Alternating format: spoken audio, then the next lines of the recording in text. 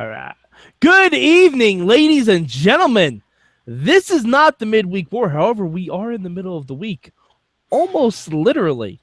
But Eamon and I are here to talk something very special, and that is the Cruiserweight Classic.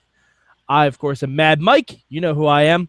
With me is the voice of Inspire Pro Wrestling, Eamon Paton. How are you, sir? This probably is one of the more fun nights of wrestling ever, and I'm only 2/3 of the way through it. I still got to watch NXT, but I'm very excited to watch. Excuse me, I'm very excited to talk about what I just watched, being the Cruiserweight Classic.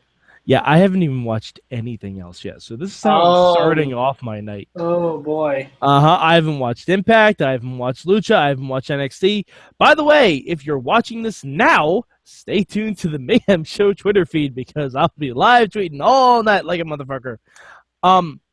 Okay, so we're going to treat this a little bit differently because it's a different kind of show. We're not going to do our good, bad change or anything like that. We're basically just going to talk about it a little bit. So Eamon, first of all, overall thoughts on like the show, like the presentation, the announcing, all stuff like that. I thought the show was perfect. I thought they delivered a very different feel to a WWE event.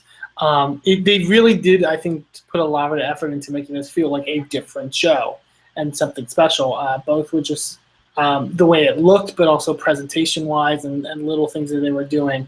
I'm sure we'll go into in a bit, but yeah, like this is kind of like stuff I really do want to see them use going forward. Hopefully, in main roster or wherever. Like it's different stuff that I think could be utilized.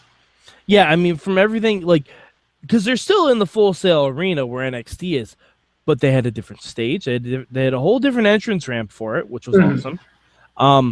The referees were mic'd up. Yes. To ask if everyone understood the rules. I thought that was awesome. It was very MMA-like. Yeah. Yeah, oh yeah. They definitely took a lot of influence. You can tell Triple H is behind the wheel of this. Also, the match graphics. We talk about the goddamn match graphics that look like you're on a loading screen for a video game, basically. Which is not a bad thing. No, not at all. Not a bad thing. It looked fucking awesome. But no, yeah, going to that, like you mentioned, like the referees are briefing the wrestlers before each match on the rules that are set out. They do a handshake, basically, kind of taking from like early Ring of Honor, which I always thought was a really cool concept of them doing like the whole like handshake thing. And like we saw even played one of the matches where one of them didn't want to shake hands, and like so there's stuff that you can do with that. And then I also really loved how they ended the matches where instead of like just announcing them normally, you had both wrestlers stand in the ring like MMA style and the ref raised the hand of whoever won. I thought that was very different and very cool.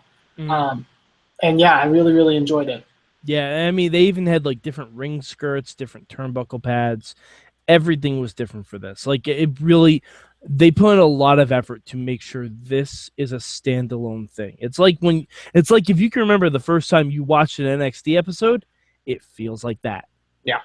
Yeah. I gotta say, I do like that because we don't know a lot of these guys. The handshake at the beginning will right away tell you, hey, this guy's the face, this guy's the heel. Yeah. Sometimes they're both faces. I'd imagine sometimes we're going to get two heels too. But it was really, really fun to see that. Although I thought this week we were getting Gargano versus Ciampa. No, that's well, it's not going to be next week either because they announced the matches for next week. But it's going to be interesting. I think, like I said, you can use those handshakes in storyline purposes, and you can use it to really drive, like you said, drive home characters. And I like it that there's not everyone's a face. You know what I mean? Mm-hmm. And that's really cool. But yeah, going to the more towards the presentation side, I guess. Again, the commentary. Oh my God, was great. It was a blessed relief. Like, oh my God, they worked so well together, Eamon. And it's very consciously like we're going to talk about the matches, we're going to talk about the wrestlers. And we're going to talk about the wrestlers' histories. Yeah. They dropped Chris Hero name references. They dropped Okada references. Like, I love that they mentioned.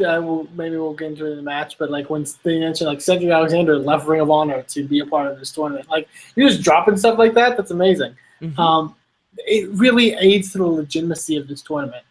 It especially helps that Daniel Bryan has wrestled a lot of these guys, so he knows how to put them over.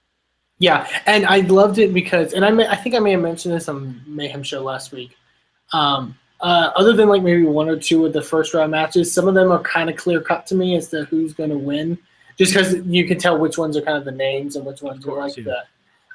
But I'll be honest, they got me tonight. They got me, and they did the commentary did a great job of putting both guys over to make it look like that either one could win. And now I have a question. I don't mean to cut you off. After this first round is done and we get into like the nitty-gritty of the tournament, do you kind of hope that there's like a battle royal for the standout losers? Oh, I'm sure they'll do something with the people that are runner-ups and stuff like that. I really, really hope so. I really, really hope so. Like, I would love to see like just a mini battle royals, because some of these guys that lost the matches tonight were just fucking good. There's some guys that really impressed me, and really I think WWE should keep their eyes on. Yeah, and like I said, like there was no like them, in the middle of a match talking about something happening on Raw or some other topic or that. They just focused on the matches and on the wrestling and on the tournament, and that is really refreshing. It's very interesting because I think this is where Mauro Ranallo is comfortable. This is where Mauro Ranallo really thrives. When he's on the pre-shows of like pay-per-views, he kind of... You can tell he has to put so much stuff over that he's not really feeling it all the time. If he can talk about the action. And you can tell he's trying to also do it in a style that he feels will, be with whatever his boss wants, which is your job if you're a commentator for a promotion like WWE. But they designed this thing where they can give him free range to kind of do what he does best, and I really enjoyed that. I'm not gonna lie, my favorite part of the whole night was where Mauro and Brian both scream "Shooting Star Press" at the same time. Yes. I'm like, that's just a happy place right there. It was fun. All right, so let's break it down. Eamon, you have the match listings. What was the first match? We got first 4 matches in the first round of the tournament, and we started this off very fast paced with Gran Metallik, formerly known as Mascara Dorada, taking on Alejandro Sainz from Chile. Chile, yeah. This was fucking great. Sainz was very animated. That's what I really liked about Sainz, was that he was very expressive. He sold really well. He made Metallic look amazing. Mm-hmm. And he was more agile than I thought he would be for a guy his size. I thought it really, because Daniel Bryan was kind of putting him over in bracketology as being one of the guys he was looking at, and it's almost kind of like, especially because I had never heard of him before, like you expected, like, oh, Bryan's just kind of being a jokester or whatever, or being, maybe he's just making a joke about it. But no, he was really impressive. There's a lot of really great stuff in this match. A lot of, like I said, very fast-paced, very lucha libre kind of style of wrestling. The shooting star press that Sainz did on the floor was amazing. Mm-hmm. This, I think, was the perfect way to kind of open the show and open the tournament. Yeah, it definitely gives you an opening feel as to what this tournament is going to be like. And I mean, apart from people not knowing how to pronounce Gran Metallik, I think it was a really, really fun match. And I mean, I'm not really that surprised that Gran Metallik won, because he's been one of the guys that they've been plugging and hyping for the whole pre-show and everything. So I will say, I don't know if you picked up on this, I felt really terrible at the end because Metallic hits a driver on Alejandro Sainz, and then if you pay close, his mask pops off completely, and you don't really notice it too much live. The replay, his mask popped right the fuck off. I was like, he's leaning down really quickly, and he's not getting up to kind of celebrate. So I was like, maybe his mask came off. Yeah. And maybe it like came off a bit and he was trying to fix it, but like if you look at the replay, it completely came off. Oh yeah, he was completely demasked.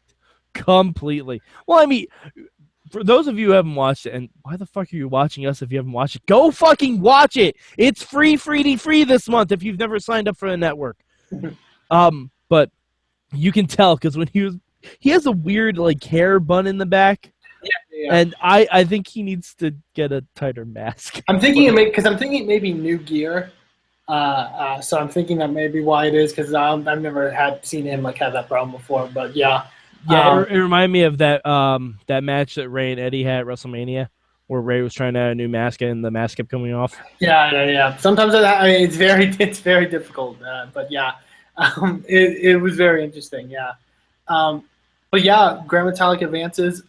Like I said, very impressed with Alejandro though as well, and I hope he's one that they keep their eye on still. Okay, Eamon, I think we should play a fun game. Mm-hmm. Because I'm guessing we're probably going to have 4 matches each episode, right? It looks like it, yeah. Okay. At the end of us talking about this, we will pick the one guy out of the losers we want to see more of in NXT. Okay. All right? I like that idea. Yeah, I think that'll be fun because then by the end of this, we'll have like 16 guys we want to see in NXT. Yeah. All right. So what was our next match, Eamon? The next match was China against India. Ho Lun taking on Aryia Daivari in a singles match. Kind of like how we mentioned before, this was the first match that really kind of played into the whole handshake thing with Aryia Daivari not wanting to shake hands. Definitely playing the definitive heel, at least in this episode. I thought this was a really well-worked match. I think Daivari did a great job of like building sympathy towards Ho Lun. Is it Lun or Loon? Because they kept saying Loon, I think. They say both. It's another Gran Metallik thing. But yeah, this was kind of the more. I don't want to say the match was basic, but it was definitely more straightforward as opposed to some of the other matches on the card. I still thought it was good. I would like to see. It gave me hope to see what more Ho Lun is going to be able to do going forward. It's because in theory, like some of these first round matches, like. They're the first round matches. Yeah. So they're going to be topping themselves. Yeah. And there might be, like, if a guy knows he's losing, there might be some over the top stuff too. Like, you know, if you watch the NCAA tournament or any kind of bracket like that, you know, if a lower seeded guy, they're going to try to pull out all the stops. Yeah. But no, I thought, it was really fun. Yeah, I thought both guys looked great. Ho Lun advances, moves on the tournament. But yeah, I think Daivari played his role perfectly. And I like that they actually did bring up that he's the brother of Sean Daivari. Yeah. Like, and I thought the name was just a coincidence because I've seen other people named Daivari in wrestling that just wasn't related. But yeah, it's nice to see that there was some influence there, and they mention it, and they're not afraid of mentioning that Daivari once managed Kurt Angle. Like, yeah, when Brian dropped that knowledge, I was like, holy shit, that's amazing. Yeah, I mean, it was fucking awesome, and like, I love that. They talk about maybe jet lag's a factor or maybe, you know, like stuff like that. It was just really, really a lot of fun. Definitely. I fully agree. I was a little disappointed Daivari didn't try to break out a camel clutch, though. Yeah. A little disappointed. True. But yeah, that was very good. The next match was Cedric Alexander taking on Clement Petiot. All right, now, Eamon, the real downside for this match, there was no Veda Scott. There was no Veda Scott, unfortunately. I assume she was backstage as his agent working the strings. Yeah.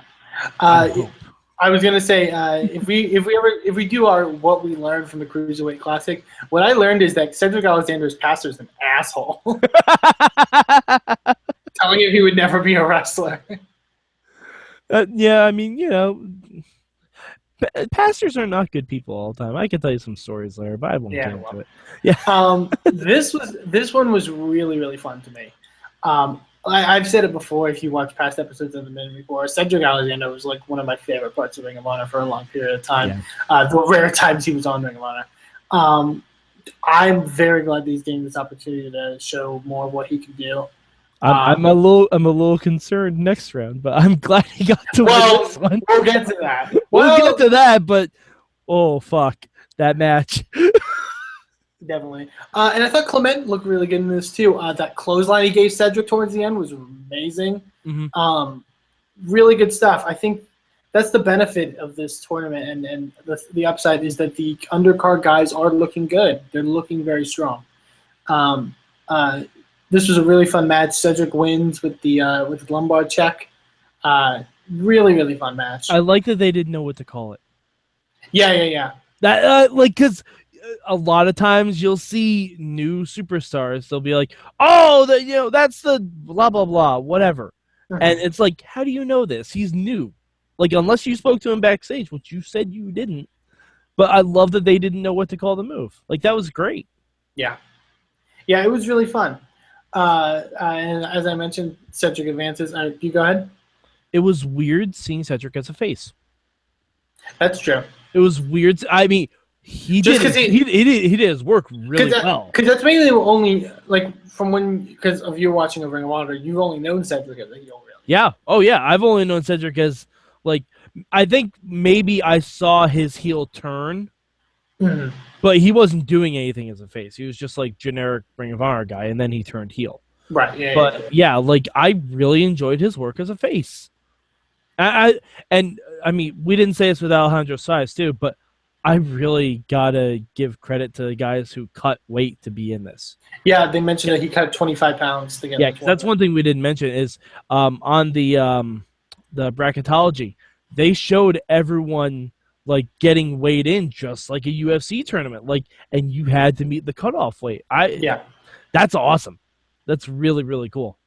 No, I agree. I thought it was really good. He got a really great story. I think I love that they're building stories with these guys too, and making you invested in their characters. Because it just leads to a better tournament.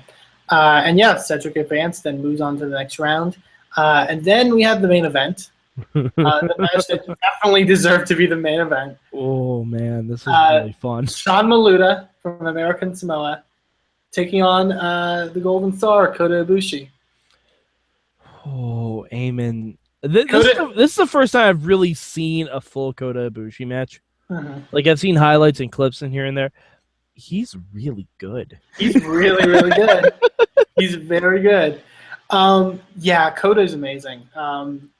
Just very surreal getting to see him on a WWE program.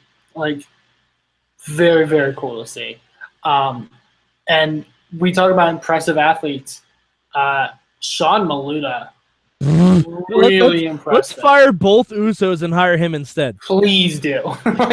For real. Fuck, let's fire Roman at the same time, too. Let's get rid of all other Samoans. I just want to see Sean Maluta. If they literally was like, Roman's not going to make the Battleground main event, we're going to put Sean Maluta in, I'd be cool with it. I'd be fine with it completely.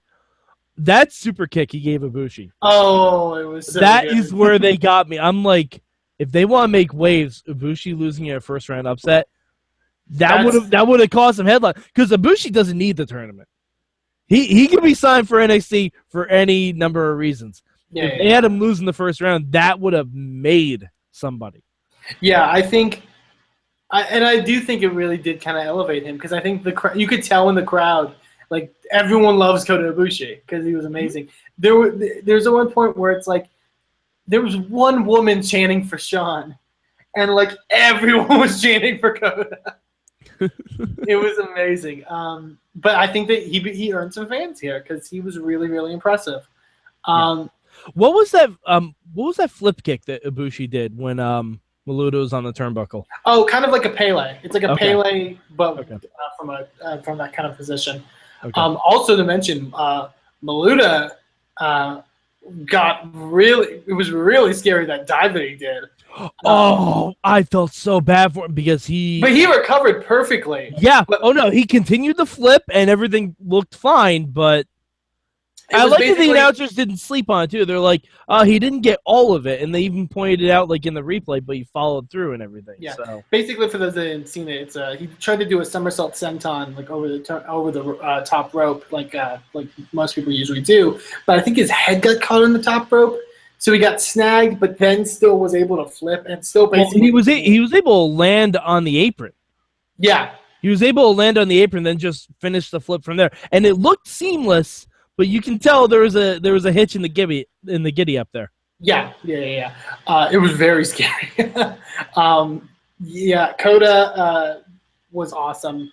I love Daniel Bryan really selling his kicks and really putting how stiff they truly are. Mm-hmm. But then Bryan even more sold that super kick by Maluta, which was awesome. Which was an amazing kick. He caught him flush too. It looked really, really good. And I really love to finish this. I think it definitely does have a different name in Japan, but I'm sure it does. But they're calling it the Last Ride Powerbomb because it's very similar to Taker's Last Ride, but it's sit out. It was more like a splash mountain bomb. Kinda, yeah. It's very good. Mm-hmm. Kota Ibushi wins. They do a great thing with a sign of respect between the two afterwards.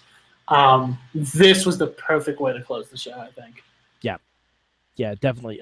Just such and now, Eamon, we're gonna get Kota Ibushi for Cedric Alexander. Yes, because both of them will be facing each other in the next round. I kind of hope that's a trend that they do on each episode for the first round. We find out at least one quarterfinal match. Yeah, I really hope that's a trend. I don't know if you can do it just based on how the bracket lines up, but I think you can do it. Yeah, if you can have two people from the same bracket, so you can find see the winners, that would be really a lot of fun. But yeah, fuck, Ibushi versus Cedric Alexander, that's gonna be a lot of fun. I'm really excited for that match. Definitely.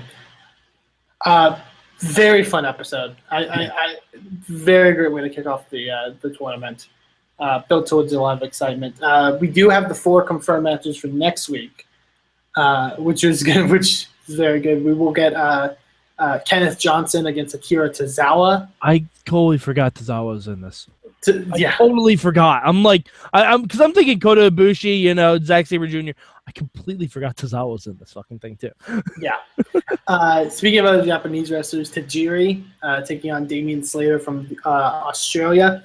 We'll see T.J. Perkins against the Mac from Germany, and also Mustafa Ali against Lince Dorado.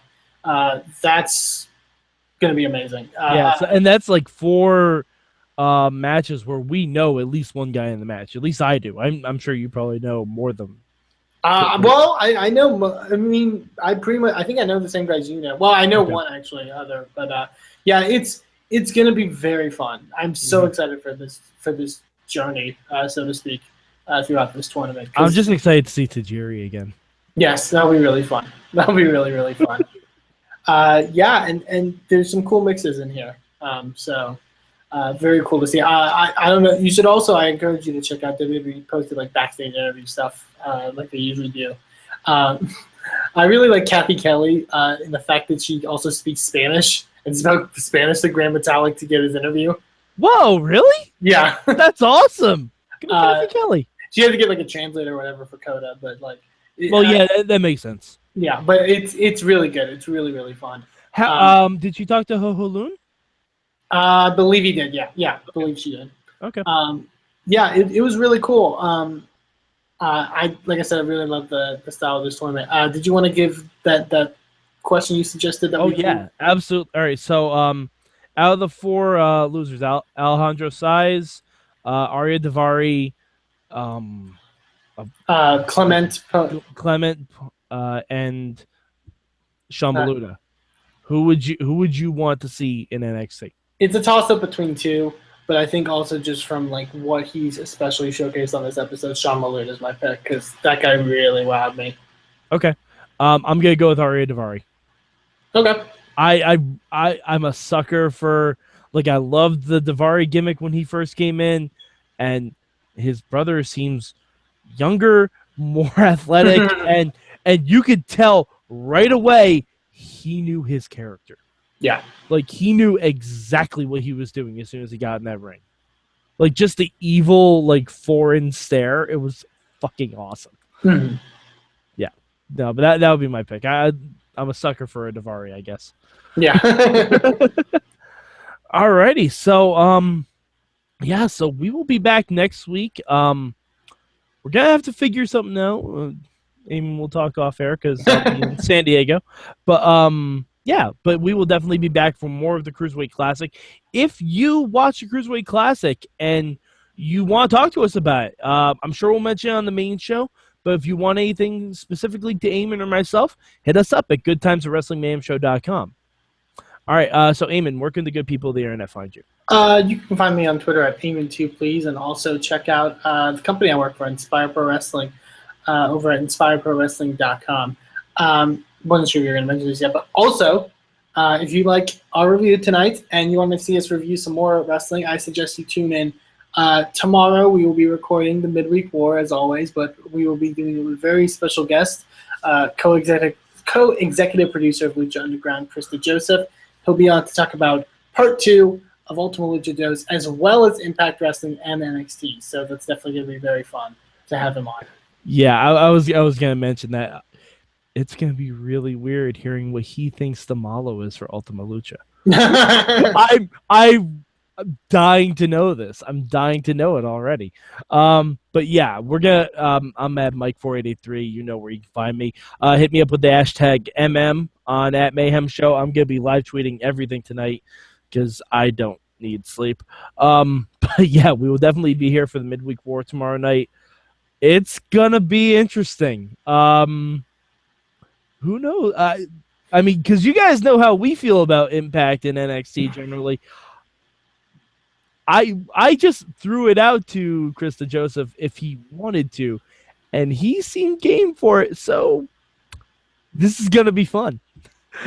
All right, so for Eamon Paton, I'm Mad Mike, and this has been the Cruiserweight Classic Wrap.